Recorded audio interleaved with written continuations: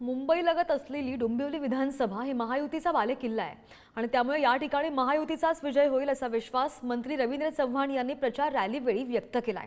प्रचाराच्या शेवटच्या दिवशी रविवारी डोंबिवलीमध्ये महायुतीच्या प्रचार रॅलीचं आयोजन करण्यात आलं होतं आणि या रॅलीला महायुतीच्या कार्यकर्त्यांसह नागरिकांचा मोठा प्रतिसाद पाहायला मिळाला।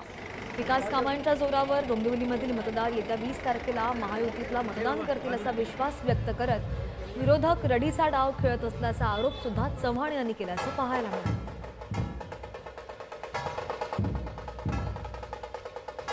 सर्वांना माहित आहे की डोंबिवली हा मतदारसंघ हा महायुतीचा बालेकिल्लाच राहिलेला आहे।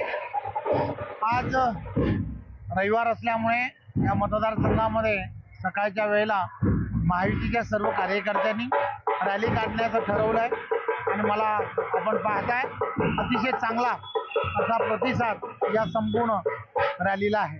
हा मतदारसंघ महायुतीचा बालेकिल्ला आहे।